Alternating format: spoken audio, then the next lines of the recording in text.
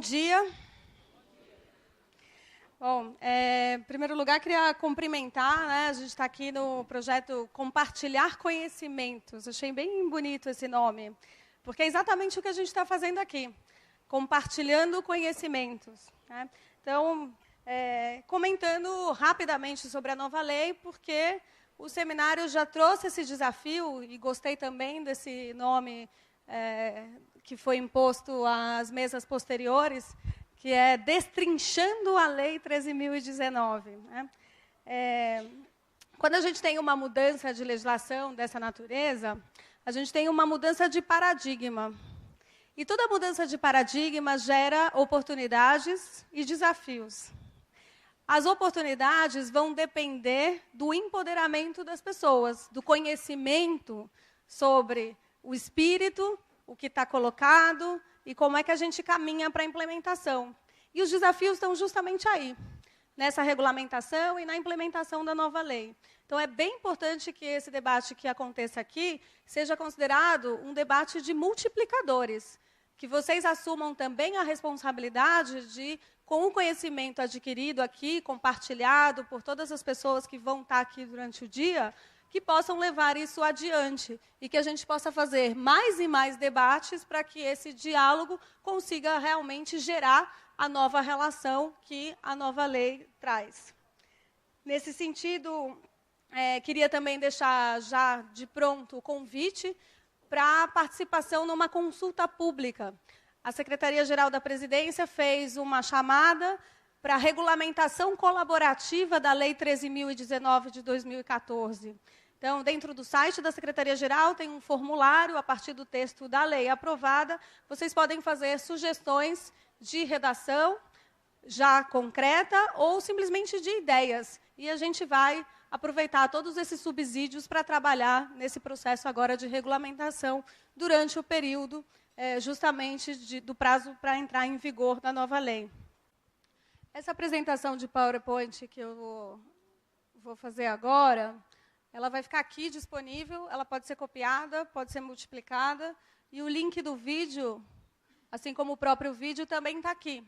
Então, quem quiser depois, no intervalo, na hora do almoço, trazer o pendrive e copiar, fiquem à vontade. É conhecimento compartilhado de interesse público. Tá? Bom,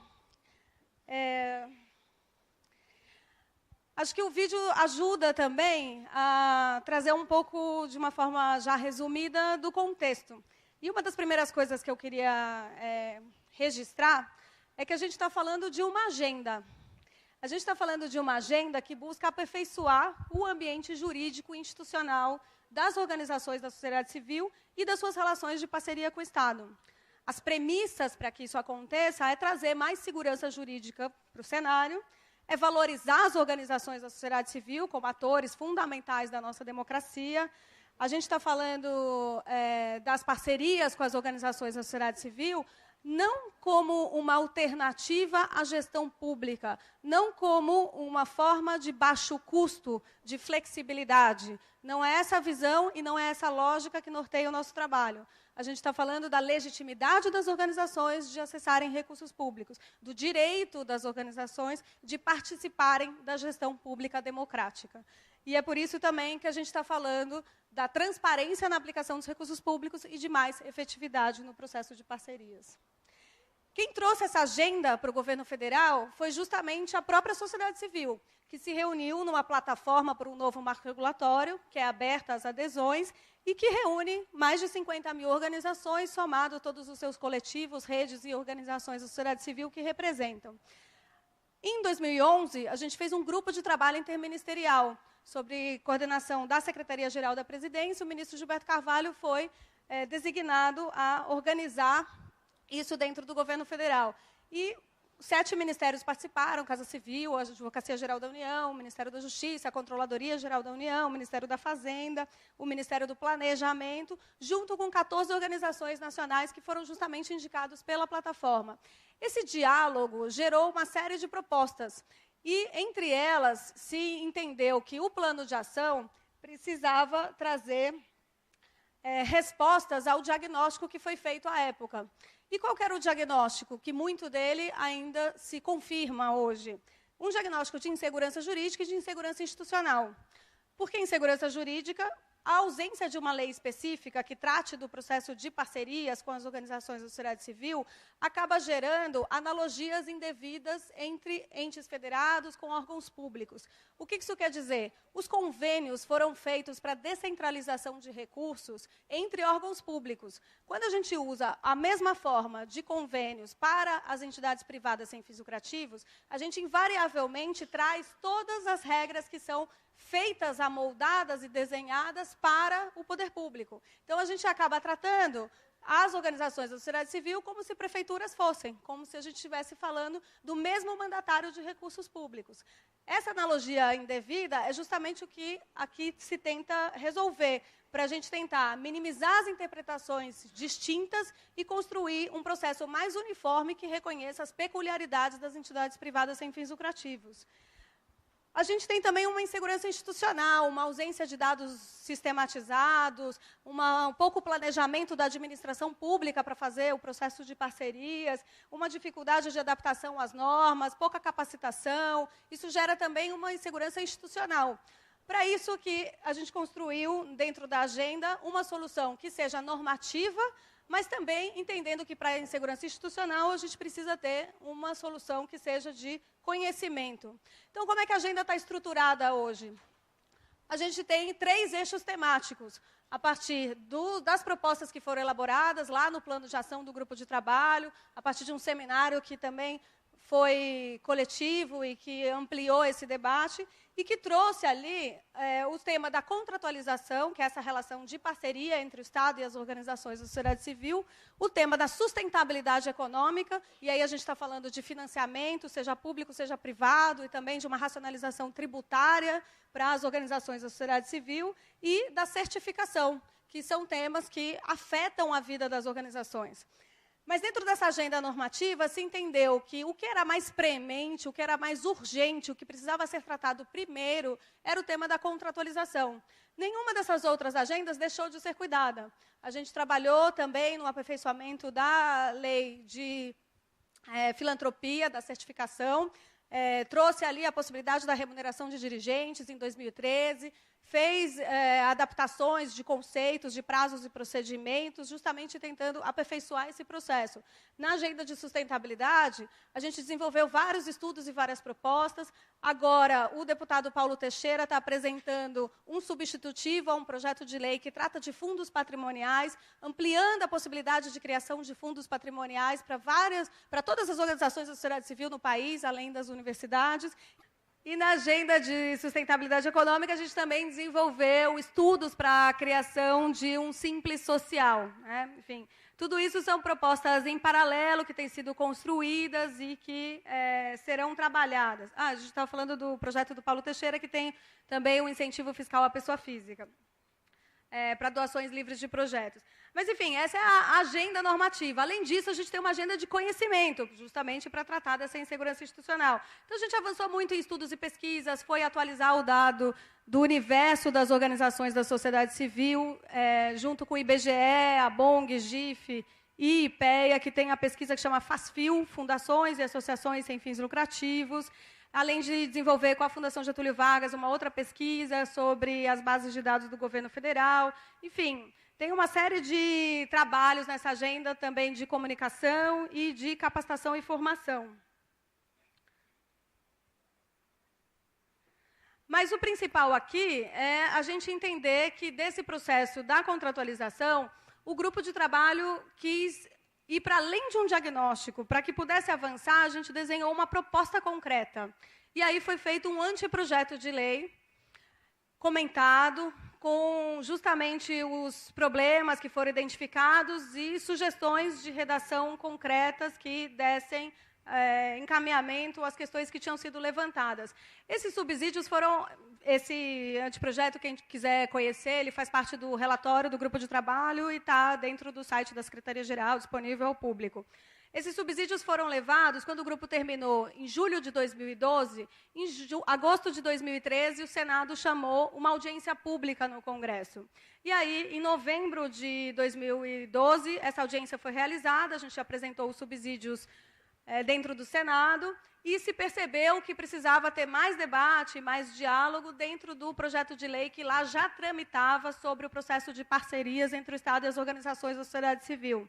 No ano seguinte, foi realizada uma audiência pública também com mais tempo, em formato de seminário, também no âmbito desse projeto 649 de 2011. E, ao final, o senador, ele é de autoria do senador Aloysio Nunes, aqui de São Paulo, e teve a relatoria do senador Hollenberg, que é do Distrito Federal. Ao final, quando apresentou o substitutivo, teve a negociação das emendas dentro do Senado e ele foi aprovado no final de 2013, tendo ido para a Câmara em 2014 e tendo sido aprovado agora em julho de 2014. Mas é preciso entender que esse processo legislativo, ele formalmente dura 10 anos. E ele é fruto de 2 CPIs das ONGs. A primeira CPI das ONGs, que era retratada dentro do PL 3877 de 2004, que estava na Câmara dos Deputados, e o 649 de 2011 no Senado, que era resultado da segunda CPI das ONGs. Isso é importante para a gente perceber que, na verdade, esse resultado concreto que sai agora, depois de 10 anos de tramitação legislativa, ele tem esse duplo caráter. Ele nasce da necessidade de trazer mecanismos anticorrupção, de dar mais transparência ao processo de parcerias com as organizações da sociedade civil e reverter esse cenário de criminalização das organizações e dos movimentos sociais. Do outro lado, ele traz esse equilíbrio de valorizar as organizações da sociedade civil e de trazer mecanismos de participação social, também reconhecendo as peculiaridades das entidades privadas sem fins lucrativos. Então, essa nova lei é a dialética, é a síntese desse processo. A lei é de número 13.019, ela, nesse momento, ela foi aprovada em julho, sancionada no dia 31, tendo sido publicada no Diário Oficial no dia 1º de agosto. E a lei traz o prazo de entrada em vigor de 90 dias. Então, a partir de novembro, ela começa a ser implementada. Então, nesse exato momento, a gente está trabalhando na regulamentação dos pontos que a lei já determina que sejam regulamentados e também nos pontos que a gente entende que precisa ficar mais claros. Por isso, de novo, reiterando, o convite à consulta pública é uma oportunidade também da gente perceber, a partir do acúmulo de experiências de parceria que vocês já tenham, possibilidades de aperfeiçoamento dentro dessa arquitetura nova que foi criada. Muito brevemente, vocês vão destrinchar a lei hoje durante o dia. Eu queria só contar as principais coisas que mudaram. Qual é essa grande mudança de paradigma? A primeira coisa é que a lei é nacional. Isso significa que ela se aplica à União, aos estados e aos municípios. Isso uniformiza regras em relação ao processo de parcerias que nunca antes tinham sido organizadas, nunca antes tinham sido uniformizadas. Ela cria 2 instrumentos jurídicos próprios, proibindo a relação de convênios com as entidades privadas sem fins lucrativos. E esses 2 instrumentos próprios, mais do que o instrumento em si, eu queria chamar a atenção para o reconhecimento das 2 relações legítimas que a lei traz como novidade, que é a relação mais conhecida de colaboração, que é a possibilidade da organização, em parceria com a gestão pública, executar uma política pública, e aí, por isso, a ideia de que o plano de trabalho seja colocado com padrões mínimos que sejam estabelecidos no planejamento da própria administração pública para a execução daquela política já conhecida, e, por outro lado, a segunda relação de fomento, que é a possibilidade da inovação nos projetos desenvolvidos com as organizações da sociedade civil, com plano de trabalho que sejam livremente propostos pela organização da sociedade civil. Diferença clara disso, se a Secretaria de Políticas de Mulheres, por exemplo, fizer um chamamento público para a implementação da Casa da Mulher Brasileira, um equipamento público que tem um padrão mínimo para ser aplicado. será um termo de colaboração, ainda que a organização aporte criatividade nessa relação. Dentro da relação de fomento, a mesma Secretaria de Políticas de Mulheres poderia fazer um chamamento público para ideias, projetos que enfrentem a violência contra a mulher. E aí a gente teria ideias muito diferentes entre si, e essas ideias poderiam ser fomentadas, né? O que é muito típico também das leis de incentivo. Por exemplo, o Fundo Municipal da Criança e Adolescente é um típico caso de fomento. As organizações fazem seus projetos, apresentam dentro de um chamamento público de áreas prioritárias que o Conselho determina, e, ao final, o que é hoje feito via convênio será substituído por um termo de fomento. Então, essa é a lógica do que foi aprovado em termos das relações jurídicas legítimas de acesso a recursos públicos. O projeto traz também novas diretrizes e novos princípios para além dos tradicionais da administração pública, reconhecendo o princípio da legitimidade, gestão pública democrática, participação social e fortalecimento da sociedade civil como diretrizes dessa nova relação.